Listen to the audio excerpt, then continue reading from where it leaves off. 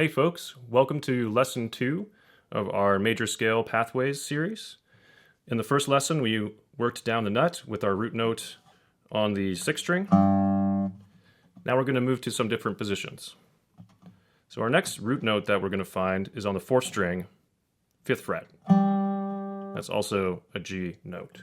Now anchoring from that root note, we can move our bar primarily in a up the neck direction to play this next pattern.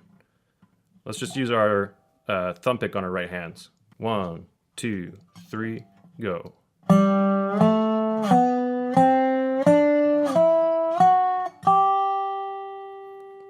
We can descend from there.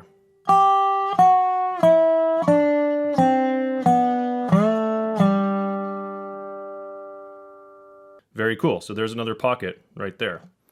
I've also given you the intervals of the G major triad that are found within that pattern. Now I think of this pocket in a second way. Rather than anchoring here and moving my bar primarily up the neck, there's also a pocket behind that position where my bar moves down the neck to grab those notes. So here that is here. 1, 2, 3, go.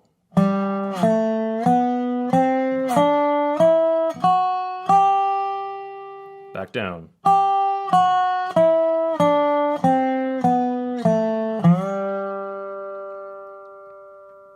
Now we've also got the G major triad highlighted. This is a little more logical than our other position that we just went through. If you come from guitar or a banjo background, that would be, like another inversion of G major with those notes. It's actually the exact same as what you would play on a banjo neck to get that first inversion of a major chord. So another thing that's useful is to tie that pattern to that arpeggio of G major. It also, you might notice how this links back to slants. Right? You can grab some of the notes with a slant of a G major chord there. So just another piece of conceptual knowledge to tie these shapes and patterns on the fretboard into some other concepts that we've touched on in techniques. So just like our prior lesson, you can practice these by ascending and descending and getting the pockets at first. And then you can also practice just making some musical phrases out of them.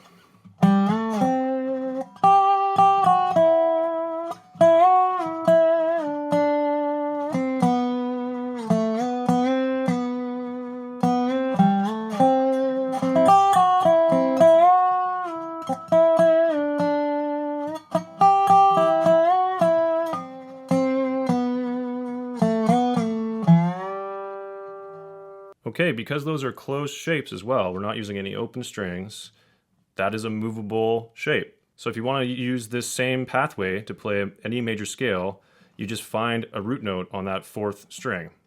Let's say we're going to the key of D. Where's our root note for D? Well, one of them is open string, but it's also at the 12th fret here.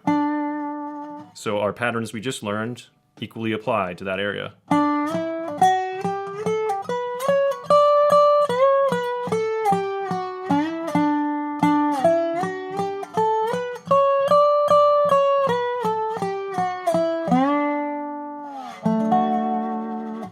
Cool, so again, take that away, get that pattern into your brain, and move it around on the fretboard to practice it in different keys. So another thing you might note if you remember the last lesson and that scale pathway, starting from the 6th string, is that some of these notes overlap.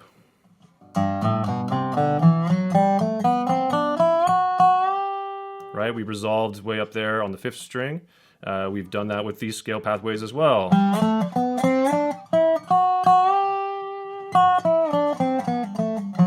Especially that one where we're moving behind the root note with our bar shares a lot of the same notes.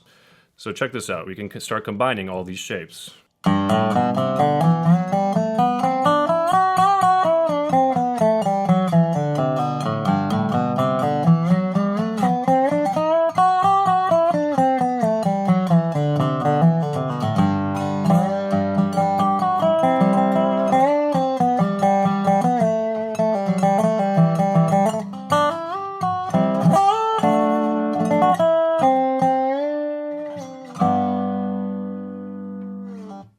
so don't think of these little pockets as that you need to stay in that area of the neck exclusively to play an entire song or to play a melody.